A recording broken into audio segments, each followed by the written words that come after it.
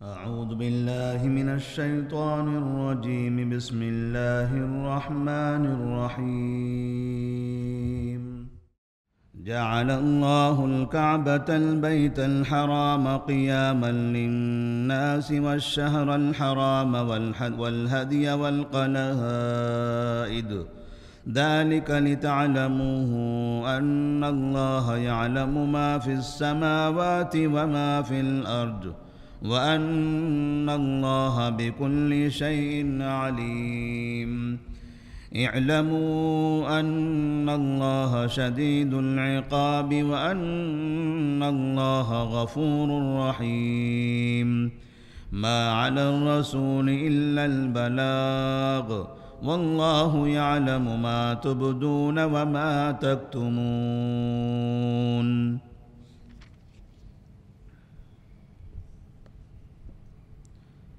سورۃ المائدہ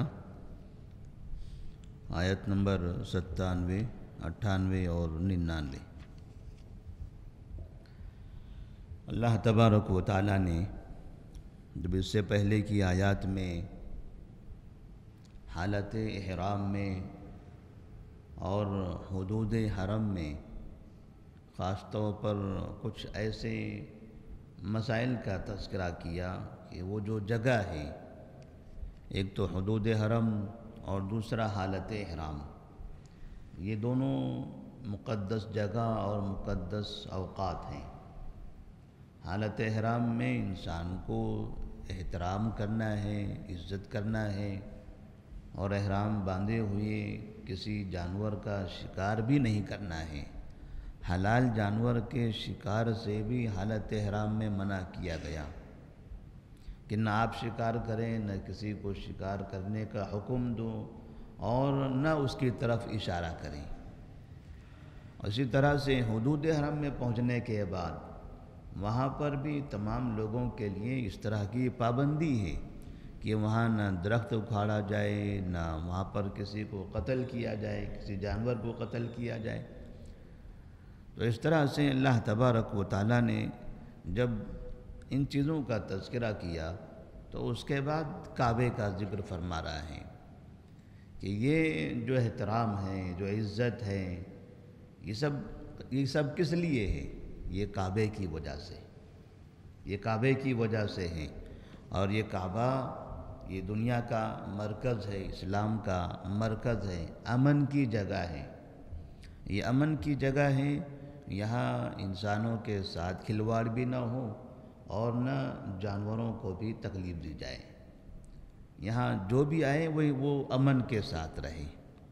تو اللہ تبارک و تعالیٰ فرماتے ہیں جعل اللہ الکعبۃ البیت الحرام قیاما للناس، کہ اللہ تبارک و تعالیٰ نے کعبہ جو قابل احترام گھر ہے اسے تمام انسانوں کے لیے مرکز بنا دیا، قیام گاہ بنا دیا، ان کے لیے امن کی جگہ بنا دیا، آبادی کے لیے بہترین مقام بنا دیا۔ والشہر الحرام والہدی والقلائد، اور اسی طرح محترم مہینے جیسے ماہ رجب ہیں، ذی القعدہ ہیں، ذی الحجہ ہیں اور محرم ہیں، یہ چار جو محترم مہینے ہیں، یہ محترم مہینے اور قربانی کا جانور، اسی طرح سے وہ جانور جس کے گلے میں پٹا لگا ہو، کوئی نشان لگی ہو، جس کا مقصد یہ ہے کہ یہ جانور کعبے کی طرف جا رہے ہیں، وہاں قربانی کے لیے انہیں انسان وہاں بھیج رہے ہیں تاکہ مکہ میں جا کر ان جانوروں کی قربانی کرے۔ لہذا یہ سب بھی انسانوں کے لیے قیام گاہ بنایا ہے، انسانوں کے لیے فائدے کی چیز بنایا ہے۔ تو اللہ تبارک و تعالیٰ اس طرح سے کعبے کے تقدس کا تذکرہ کرتے ہوئے یہ بتاتے ہیں کہ یہ کعبہ حقیقت میں تمام انسانوں کے فائدے کا مرکز ہے۔ یہ امن کی جگہ ہے جہاں انسان امن سے رہ سکتا ہے۔ یہ ایسی جگہ ہے جہاں انسان کے لیے کئی فائدے ہیں۔ ایک دینی فائدہ ہے کہ یہ کعبہ ہے، اس کا طواف کرنے میں ثواب، عمرہ کرنے میں ثواب، حج کرنے میں ثواب، پھر یہاں پر ایک نماز کا 1,00,000 گنا برابر ثواب۔ پھر یہ نبی کریم صلی اللہ علیہ وسلم کا شہر ہے جہاں آپ پیدا ہوئے، ابراہیم علیہ السلام اور اپنے بیٹے اسماعیل علیہ السلام یہ جہاں رہے اور جنہوں نے مل کر یہ کعبہ بنایا، یہ مقدس جگہ ہے۔ اسی طرح اس میں دنیاوی فائدہ بھی ہے۔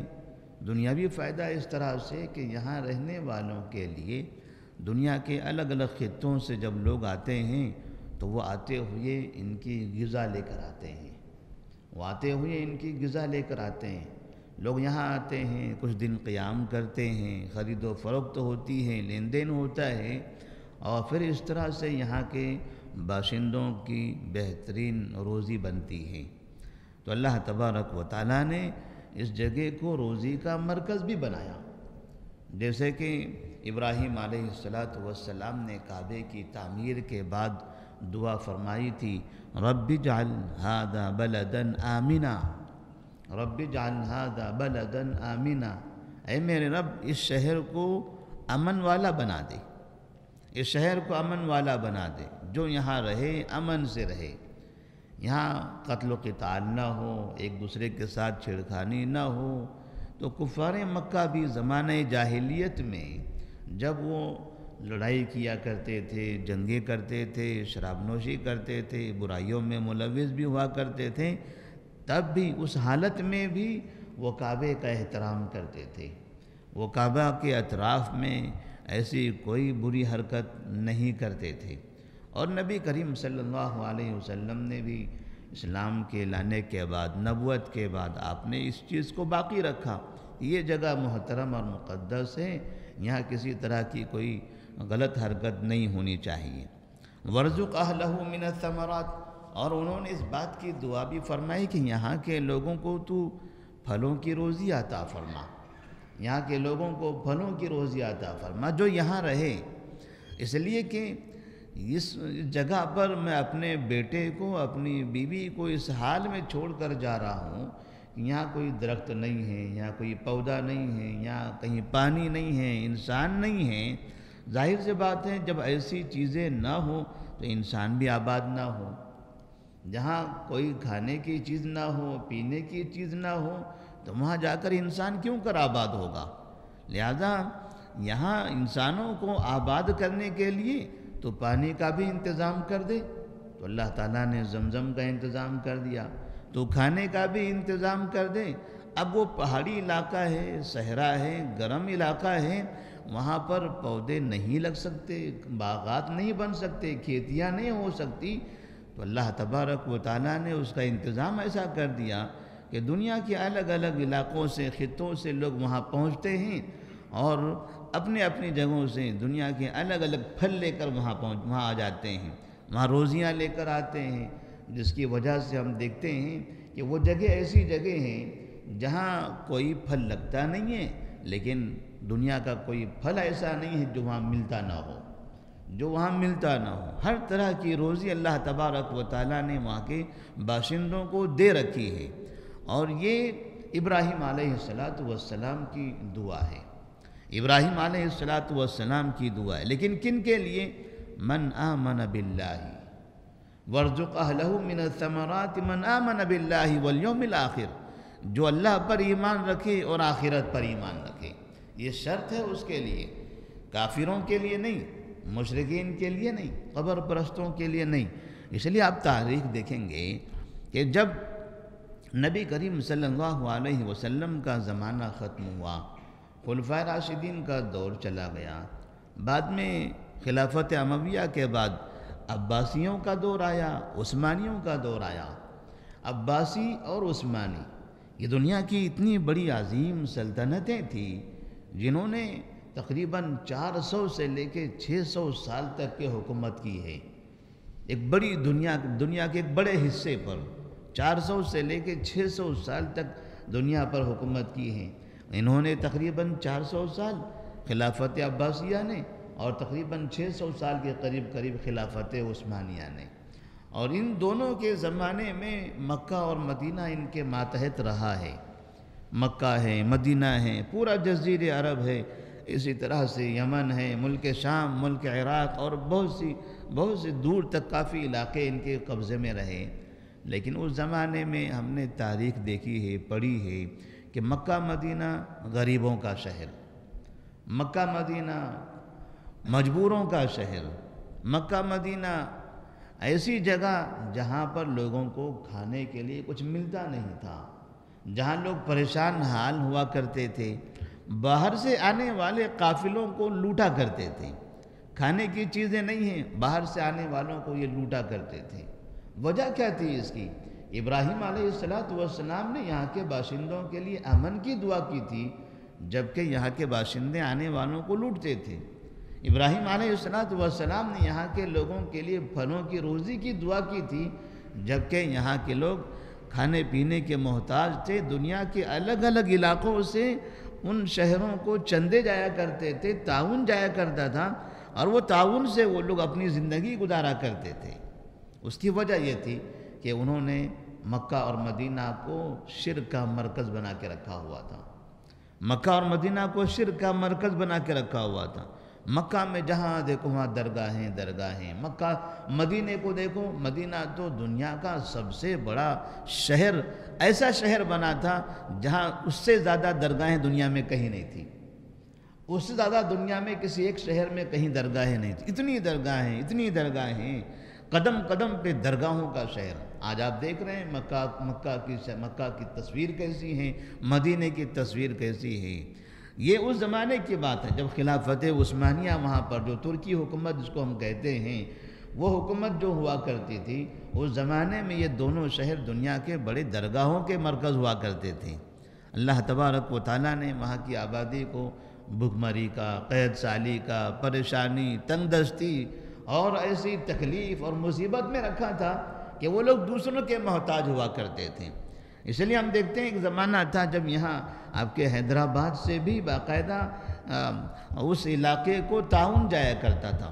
یہاں ہماری سرکار نے ایک بڑی سی بلڈنگ بھی تعمیر کی ہے مدینہ کے نام سے، اور اس بلڈنگ کا جو کرایہ آتا تھا، وہ کرایہ وہاں کے لوگوں پر خرچ کیا جاتا تھا، وہاں کے لوگ ادھر ادھر کے لوگوں کے محتاج ہوا کرتے تھے۔ آج وہاں کے لوگ ساری دنیا کی مدد کر رہے ہیں۔ حالات پورے برعکس ہو گئے۔ جب شرک کا وہ مرکز تھا تو ساری دنیا کے وہ محتاج تھے، جب وہ دوبارہ توحید کا مرکز بنا تو ساری دنیا کی وہ مدد کرنے لگے۔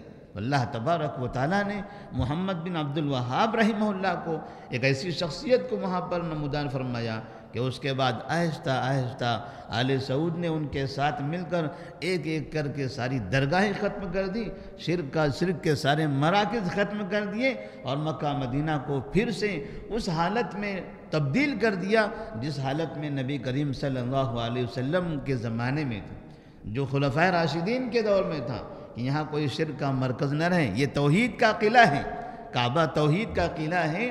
ابراہیم علیہ السلام عراق سے نکلے جہاں انہیں آگ میں ڈالا گیا تھا، مشرکین نے جہاں انہیں آگ میں ڈال دیا تھا کیونکہ وہ توحید کی دعوت دیتے تھے۔ پھر وہاں سے نکلے فلسطین گئے، وہاں بھی شرک کرنے والے لوگ تھے، وہاں کے لوگوں نے بھی جینا حرام کر دیا۔ وہاں سے نکلے مصر پہنچے، وہاں بھی شرک کا مرکز تھا۔ اپنے گھر والوں کو لے کے یہ مکہ میں آئے اور ایک بے آباد زمین پر لا کر اپنے بیٹے کو، اپنی بیوی کو یہاں بسا دیا، اور اس جگہ پر آ کر توحید کا مرکز بنایا جہاں ان سے پہلے کوئی آباد نہیں ہوا، اور پھر یہاں سے ساری دنیا کے اندر انہوں نے توحید پھیلائی۔ تو یہاں سے ساری دنیا کے اندر توحید پھیلائی۔ بعد میں بدنصیب مسلمانوں نے بڑی بڑی خلافتیں انہوں نے سنبھالی، دنیا میں حکومت کرتے رہیں، لیکن اسلام کے مرکز کو گندا کرتے رہیں۔ ادھر استنبول میں حکومت کرتے تھے، کوئی بغداد میں حکومت کرتا تھا، بغداد ترقی کرتا تھا، استنبول ترقی یافتہ شہر بنا ہوا تھا، لیکن مکہ اور مدینہ غریبوں اور فقیروں کا شہر تھا، جہاں غریبی اور فقیری تھی، جہاں لوگ بھیک مانگا کرتے تھے، چوریاں کرتے تھے، شرک کرتے تھے، اور اس طرح سے جگالی نہ جانے کس کس طرح کی حرکتیں وہاں ہوتی تھی۔ اللہ تبارک و تعالیٰ نے آل سعود کو بھیجا۔ یہ آل سعود، یہ مکہ اور مدینہ کے لیے، حرمین کے لیے اللہ تبارک و تعالیٰ کی بہت بڑی رحمت ہے۔ یہ آل سعود کا یہ خاندان، یہ محمد بن سعود کا خاندان، یہ شاہ عبدالعزیز رحمہ اللہ کا جو خاندان، ان کا جو قبیلہ ہے، ان کی جو اولاد ہیں، یہ مکہ اور مدینہ کے لیے دنیا کی بہت بڑی رحمت ہے۔ ان لوگوں نے اس جگہ کو شرک سے پاک کر دیا، اور آج ہم دیکھ رہے تقریباً 100 سال کے قریب ہو گئے، پھر اس علاقے میں کہیں پر ایک بھی درگاہ نہ بنی، ایک بھی درگاہ نہ بنی۔ بڑی بڑی شخصیتوں کا وہاں انتقال ہوا، لیکن کسی شخص کے انتقال کے بعد اس کو پوجا نہیں گیا، اس کی عبادت نہیں کی گئی، ورنہ خدیجہ رضی اللہ تعالیٰ عنہ کی عبادت کی جا رہی تھی، حوا علیہ السلام کی عبادت ہو رہی تھی، وہیں امام مالک رحمہ اللہ کی عبادت ہو رہی تھی، موسیٰ کاظم امام کی عبادت ہو رہی تھی، عثمان غنی رضی اللہ تعالیٰ عنہ کی قبر کی عبادت ہو رہی تھی، بڑے بڑے صحابہ کی قبروں کی عبادتیں ہو رہی تھی۔ لوگ بقیع میں، اسی طرح سے معلیٰ قبرستان جو مکے کا ہے، یہاں پر درگاہیں بنا کر طواف کرتے تھے، چادریں چڑھاتے تھے، دعائیں مانگتے تھے، دھاگے باندھتے تھے۔ یہ حرکتیں جیسے ہم ہندوستان میں دیکھتے ہیں جہاں پر درگاہ بنی ہے، اپنی آنکھوں سے ہم نے بہت دیکھا ہوا ہے کس طرح کی حرکت ہوا کرتی ہے۔ یہ سارے کام ساری دنیا کے مسلمان قبر پرست وہاں پہنچتے تھے، اور بڑی قوالیاں جھوم کے، مرد ہو عورتیں ہوں، ان درگاہوں کے اطراف میں بیٹھ کر گندی گندی حرکتیں کیا کرتے تھے۔ اللہ تبارک و تعالیٰ نے آل سعود کو جب وہاں پر بھیجا، انہوں نے یہ سارے شرک کے اڈے ختم کر دیے، کیونکہ شرک ہوگا تو امن نہیں ہوگا، شرک ہوگا تو امن نہیں ہوگا۔ ابراہیم علیہ السلام نے توحید کا مرکز بنایا، اس لیے امن کی دعا فرمائی کہ رب اجعل ھذا البلد آمنا۔ یہ توحید کا مرکز ہے، توحید کے مرکز کو تو امن والا بنا۔ وارزق اہلہ من الثمرات من آمن منہم باللہ والیوم الآخر۔ جو ان میں سے اللہ پر اور آخرت کے دن پر ایمان رکھتے ہوں، اے اللہ تو انہیں پھلوں کی روزی عطا فرما، ان کی روزی میں تو برکت عطا فرما۔ تو جب تک کہ یہاں شرک ہوتا تھا، تب تک کہ یہ دنیا کے اس خلافتوں کے دور میں غریب اور فقیر شہر ہوا کرتے تھے، اور انتہائی گندے شہر مانے جاتے تھے، قبر پرستوں کے شہر مانے جاتے تھے۔ آل سعود نے اس علاقے کو یہ درگاہ پرستی سے پاک کیا، پھر اللہ تبارک و تعالیٰ نے وہ امن کی بارش نازل فرما دی، پھلوں کی بارش نازل فرما دی، اور اس طرح کی روزی عطا فرمائی کہ آج ہم دیکھ رہے ہیں، آج ہم کو بھی خواہش ہوتی کہ چلو وہاں جا کر رہیں، وہاں جا کر رہیں۔ پہلے لوگ وہاں رہتے نہیں تھے، اب لوگ وہاں جا کر رہنے کی خواہش کرتے ہیں کہ اس علاقے میں ہمیں چند دن کم سے کم رہنے کا موقع ملے، ہم وہاں رہیں گے، کھائیں گے، پئیں گے، ایک اچھی زندگی گزاریں گے۔ اسی طرح سے اللہ تبارک و تعالیٰ نے فرمایا جعل اللہ الکعبۃ البیت الحرام قیاما للناس۔ ہم نے کعبہ کو جو مقدس گھر ہے اس کو لوگوں کا مرکز بنایا ہے، لوگوں کا مرکز بنایا ہے، لوگوں کے لیے امن کی جگہ بنائی ہے، لوگوں کے لیے فائدے کی جگہ بنائی ہوئی ہے، تو لوگ یہاں امن سے رہیں گے، لوگ یہاں پر امن سے رہیں گے۔ تو یہاں سے امن کا پیغام ساری دنیا کو جانا چاہیے، یہاں سے توحید کا پیغام ساری دنیا کو جانا چاہیے، تب جا کر یہ صحیح توحید کا مرکز رہے گا، تب جا کر یہ توحید کا مرکز رہے گا۔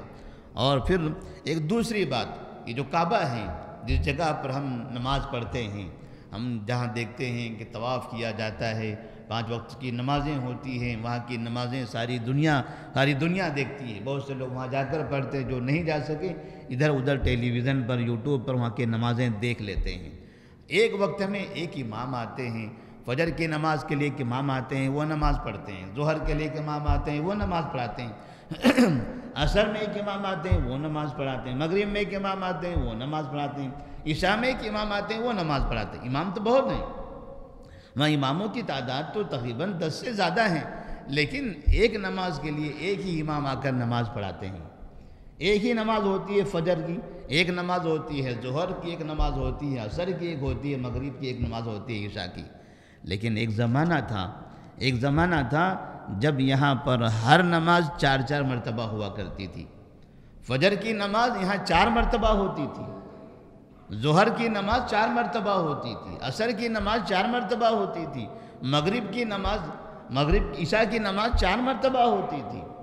ایک امام نماز پڑھاتے تھے، ان کے مقتدی پیچھے پڑھتے تھے، باقی تمام کے تمام بیٹھے رہتے تھے، ان کی نماز کے ختم ہونے کا انتظار کرتے تھے۔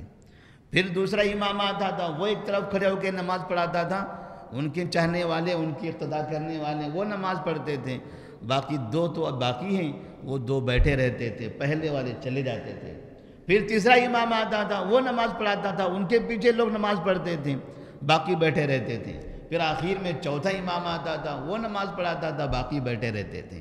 یہ باری بنی ہوئی تھی، پہلے شافعی امام آئے گا، وہ فجر کی نماز پڑھائے گا، حنفی مالکی حنبلی بیٹھے رہیں گے، ان کے چلے جانے کے بعد حنفی امام آئے گا، وہ نماز پڑھائے گا، ان کے پیچھے فجر کی نماز حنفی لوگ پڑھیں گے، باقی مالکی اور حنبلی بیٹھے رہیں گے، پھر مالکی امام آئے گا، وہ نماز پڑھائے گا اور حنبلی بیٹھے رہیں گے، جو پڑھ چکے ہیں وہ اپنی مرضی بیٹھیں یا چلے جائیں، اور آخر میں حنبلی امام آئے گا، پھر وہ اپنی نماز پڑھائے گا اور حنبلی مسلک کے لوگ نماز پڑھتے رہیں گے۔ یہ اس طرح سے تقریباً 900 سال تک کے ہوا۔ 900 سال، یہ معمولی چیز نہیں ہے، 900 سال تک، 900 سال تک کعبہ میں یہ ہوتا رہا۔ 900 سال تک ہر نماز 4 مرتبہ پڑھی جاتی تھی، اور مغرب کی نماز کا تماشا ایسا تھا، ایک امام میزاب کے پاس رہتے تھے جو حنفی مسلک کے تھے، ایک امام شافعی ہوتے تھے جو مقام ابراہیم کے پاس ہوتے تھے، ایک امام مالکی ہوتے تھے جو رکن یمانی کے پاس ہوتے تھے، اور آخر میں ایک امام حنبلی ہوتے تھے جن کی اپنی ایک جگہ ہوتی تھی۔ مغرب کی اذان ہوتی تھی اور چاروں جگہ پر اقامت شروع ہو جاتی تھی، وہ بھی اپنے اقامت بولتے تھے، یہ اپنی اقامت کہتے تھے، یہ اپنی اقامت کہتے تھے، یہ اپنی اقامت کہتے تھے۔ ظاہر سی بات ہے، 4 امام نماز پڑھائیں گے، چاروں کی قرأت الگ ہوگی، چاروں کی آوازیں الگ ہوگی، پڑھنے کا طریقہ الگ ہوگا، چاروں الگ الگ صورتیں پڑھیں گے، ایک وقت میں چاروں مغرب کی نماز پڑھاتے تھے۔ کعبہ گول ہیں، چاروں طرف سے گولا، اس کے گولائی کے حساب سے الگ الگ جگہ کھڑے ہوتے تھے، 4 حصے میں 4 طرف سے 4 امام کھڑے ہیں، ان کے پیچھے ان کے مقتدی کھڑے ہیں۔ اب یہ نماز پڑھا رہے ہیں، یہ قرأت کر رہے ہیں، وہ نماز پڑھا رہے ہیں، ان کی بھی قرأت چل رہی ہے، یہ نماز پڑھا رہے ہیں، ان کی قرأت چل رہی ہے، یہ پڑھا رہے ہیں، ان کی قرأت چل رہی ہے۔ کسی کی قرأت ختم ہو جاتی ہے، اللہ اکبر کہتا ہے، کسی کی چلتے رہتی ہے، کوئی رکوع میں ہے، کوئی سجدے میں ہے، کوئی قیام میں ہے، کوئی تشہد میں ہے، کوئی سلام کر رہا ہے، کچھ اور کر رہا ہے۔ بعض مرتبہ اس کا سلام سن کے وہ سلام پھیر دیتا تھا، اس کی تکبیر سن کے وہ رکوع میں چلا جاتا تھا، اس کی آمین منزالین سن کے وہاں والا آمین بول دیتا تھا۔ لوگوں کو سمجھ میں نہیں آتا تھا میرے امام کی آواز کہاں سے ہے، اتنا شور ہوتا تھا، اور سب چاہتے تھے کہ ہماری آواز بلند رہے اور ہمارا جھنڈا اونچا رہے، ہمارا جھنڈا اونچا رہے۔ ہم ابو حنیفہ کے ہیں، وہ ہم امام مالک کے ہیں، ہم امام شافعی کے ہیں، ہم امام احمد بن حنبل کے ہیں۔ یہ 900 سال تک کے ہوا ہے کعبے کے اندر۔ خلافت عباسیہ کا دور، وہاں سے جو شروع ہوا تھا یہ سلسلہ، خلافت عثمانیہ جو تقریباً 600 سال جنہوں نے حکومت کی ہے، یہ پوری 600 سالہ حکومت میں یہی چلتا رہا، اور پھر بعد میں شاہ عبدالعزیز رحمہ اللہ آئے، یہ آل سعود۔ پھر جب یہ آخر میں آل سعود آئے، شاہ عبدالعزیز رحمہ اللہ جو آج بادشاہ ہیں وہاں پر سلمان، ان کے والد شاہ عبدالعزیز رحمہ اللہ آئے، مکہ میں جب داخل ہوئے، ریاض سے ہوتے ہوئے، تو مکہ جب ان کے قبضے میں آیا تو وہاں کی جو حکومت تھی وہ ختم ہو گئی۔ انہوں نے دیکھا مکہ کے اندر یہ ہو رہا ہے، مکہ میں کعبہ یہاں ہے، وہاں ایک درگاہ ہے، وہاں ایک درگاہ ہے، وہاں ایک، پہلے ساری درگاہوں کو مسمار کیا، ساری درگاہوں کا خاتمہ کیا۔ پھر یہ کعبے کے اندر ایک وقت کی نمازیں 4 مرتبہ ہوتی ہیں، اور مغرب کی نماز ایک ہی ٹائم میں 4 نمازیں ہو رہی ہیں۔ حنفی شافعی کے پیچھے نہیں پڑتا، شافعی مالکی کے پیچھے نہیں پڑتا، مالکی حنبلی کے پیچھے نہیں پڑتا، کوئی کسی کے پیچھے نہیں پڑنا چاہتا۔ چاروں کو چاروں سے نفرت ہے، چاروں کو چاروں سے نفرت ہے، کوئی کسی کا بھائی نہیں تھا۔ شاہ عبدالعزیز رحمہ اللہ نے دنیا کے علماء کو وہاں پر بلایا اور ان سے مشورہ لیا کہ بتائیے یہ نبی کا طریقہ ہے؟ 900 سال تک یہ مسلکوں کی سرکاریں خلافتیں تم لوگ سنبھالتے رہے، یہ کون سے مذہب میں ہے ایسا؟ میرے نبی یہاں پر آئے، نماز انہوں نے پڑھائی، 4 تو نہیں بنایا، ابوبکر عمر عثمان 4 لوگ کھڑے ہو کے نماز تو نہیں پڑھاتے تھے، یہاں 4 صحابہ کھڑے ہو کے امامت نہیں کرتے تھے۔ یہ کون سا طریقہ ہے کہ مالکی امام، حنبلی امام، شافعی امام اور حنفی امام، یہ کہاں سے آیا؟ یہ کیسے 4 نمازیں پڑھی جائے گی؟ کعبہ ایک ہے، نمازیں 4 اور پھر آپ ان کو پسند نہ کرو، وہ ان کو پسند نہ کرو، وہ ان کو پسند نہ کرو۔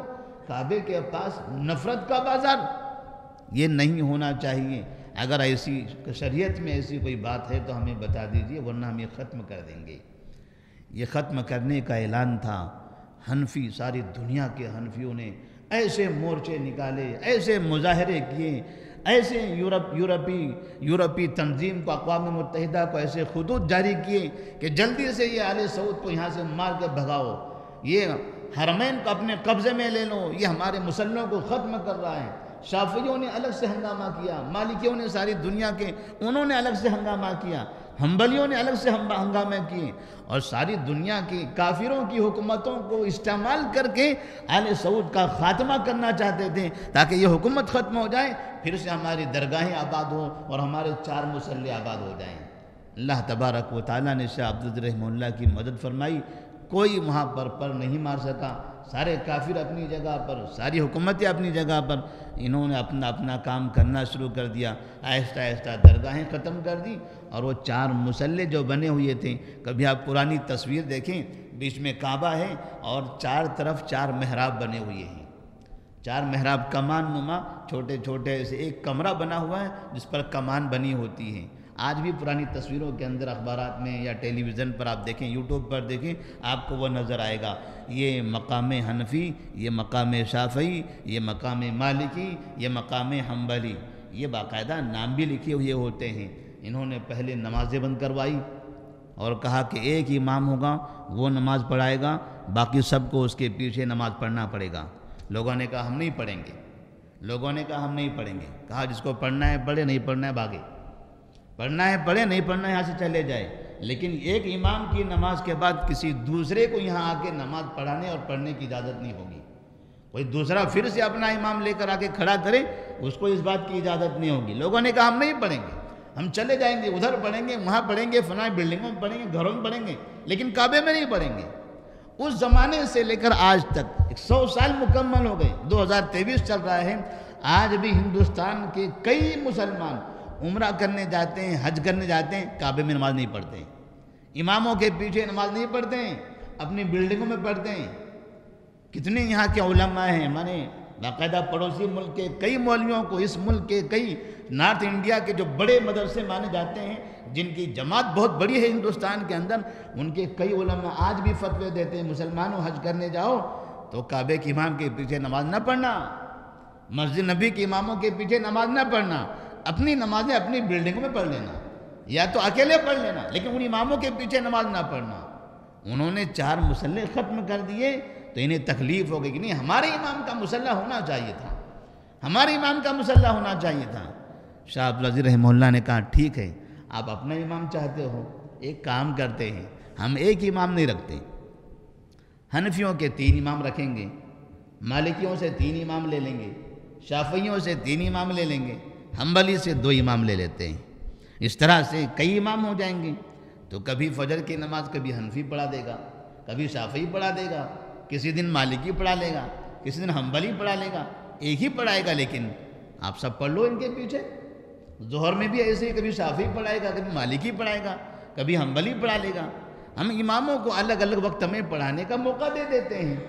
بہرحال ایک امام ہی ہوگا، کبھی حنفی ہو تو آپ سارے لوگ ان کے پیچھے پڑھ لو، اگر کبھی شافعی کی باری آئی پڑھانے کی تو شافعی پڑھائے گا، باقی تمام کے تمام لوگ ان کے پیچھے پڑھ لو، کبھی مالکی پڑھائے گا اس کے پیچھے پڑھ لو، کبھی حنبلی پڑھائے گا اس کے پیچھے پڑھ لو۔ لوگ دیکھتے تھے اگر حنفی آیا تو ہم پڑھیں گے، نہیں آیا بھاگ جائیں گے، شافعی آیا تو پڑھیں گے، شافعی کی باری نہیں رہی تو ہم بھاگ جائیں گے۔ مسجد میں جاتے تھے، مالکی کو تلاش کرتے تھے کہ یہ امام کون ہے، یہ تو مالکی نہیں ہے، یہ دوسرے امام ہے، چلو چلیں واپس اپنے گھروں، یہ حنبلی نہیں ہے ہمارا، چلو ہم اس کے پیچھے نہیں پڑیں گے۔ اس طرح سے کئی دنوں تک یہ حرکتیں بھی ہوتی رہی، اور پھر آج بھی دیکھتے ہیں وہاں پر کعبے میں کئی امام ہیں، آج بھی کئی امام ہیں، الگ الگ وقت میں، فجر میں الگ امام آتے ہیں، ظہر میں الگ آتے ہیں، عصر میں الگ آتے ہیں، مغرب میں الگ ہیں، عشاء میں الگ ہیں، 5 نمازیں ہیں، لیکن امام 5 بھی نہیں ہیں، امام 10 سے زیادہ ہیں، امام آج بھی 10 سے زیادہ ہیں، الگ الگ اوقات میں جن کی جیسے باری ہوتی ہے، جیسا ان کا نظام ہے، اس طرح سے نماز پڑھائی جاتی ہے۔ لیکن اس کے باوجود بھی دنیا کے بہت سے مسلمان جو مسلکی تعصب میں ڈوبے ہوئے ہیں، ایک دوسرے سے جن کو نفرت ہے، وہ کعبے میں جا کے اپنی نفرت کا مظاہرہ کر کے آتے ہیں۔ اللہ نے فرمایا کہ وہ اللہ تعالیٰ فرماتے ہیں جعل اللہ الکعبۃ البیت الحرام قیاما للناس، یہ جو مرکز ہے کعبہ، یہ لوگوں کے لیے قیام کی جگہ ہے، لوگوں کے لیے امن کا مرکز ہے، لوگوں کے لیے امن کا مرکز ہے۔ یہاں آؤ نفرتیں نہ پھیلاؤ، یہاں آؤ نفرتیں نہ پھیلاؤ۔ تو یہ مسلک، 4 مسلک دنیا میں مسلمانوں کے درمیان نفرت کا سب سے بڑا سبب ہے، یہ سب سے بڑا سبب ہے۔ دنیا میں مسلمان جتنی نفرت مسلک کے نام پر کرتے ہیں، اتنی نفرت کسی دوسرے نام سے نہیں کرتے۔ اور یہ نفرتوں کا بازار پہلے چلتا تھا کعبے سے، 900 سال تک یقین کیجئے کیسا نظام چلتا ہوگا، کیسے رہتے ہوں گے۔ وہاں ساری دنیا کے مسلمان جاتے تھے، ساری دنیا کے مسلمان وہاں جا کر یہ پیغام لے کے آتے تھے کہ مجھے مالکی کے پیچھے نہیں پڑنا ہے، مجھے حنفی کے پیچھے نہیں پڑنا ہے، مجھے شافعی کے پیچھے نہیں پڑنا ہے، مجھے حنبلی کے پیچھے نہیں پڑنا ہے، کیونکہ وہاں سے وہی پیغام ملتا تھا، وہاں سے وہی پیغام ملتا تھا۔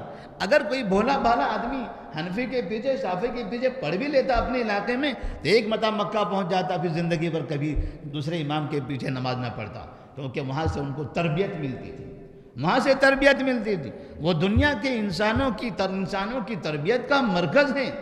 اللہ کا شکر ہے، آج آپ دیکھیے اس علاقے میں لوگ جاتے ہیں توحید کی دعوت لے کر آتے ہیں، یہ حقیقت ہے یا نہیں ہے؟ وہاں جانے والے چاہے عمرہ کرنے جائیں، چاہے حج کرنے جائیں، چاہے کام کرنے جائیں، صفائی کے لیے جائیں، ڈاکٹر بن کر جائیں، انجینئر بن کر جائیں، کچھ بھی بن کر چلے جائیں، وہاں جاتے ہیں، چند دن رہتے ہیں، واپس آتے ہیں تو توحید کی دعوت، توحید کا مشن لے کر آتے ہیں۔ ان کے دماغ میں توحید ہوتی ہے، وہ خرافات، وہ بدعات، وہ شرک، وہ قبر پرستی، وہ سب سے توبہ کر لیتے ہیں۔ اور کتنے ایسے لوگ ہیں چند سال کام کرنے کے بعد انہوں نے شرک سے توبہ کیا، اپنے علاقے میں آ کے توحید کے بڑے داعی بن گئے، وہ خود توحید کے داعی بنے، انہوں نے اپنے علاقوں میں باقاعدہ مسجد تعمیر فرمائی۔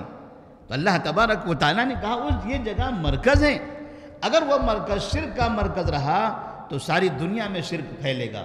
اسی لیے خلافت عثمانیہ اور عباسیہ کی جو آخری دور ہے، اس زمانے میں جو دنیا میں شرک پھیلا ہے ان خلافتوں کے ماتحت، اس کی وجہ یہ بھی تھی کہ مکہ اور مدینہ شرک کا مرکز تھا۔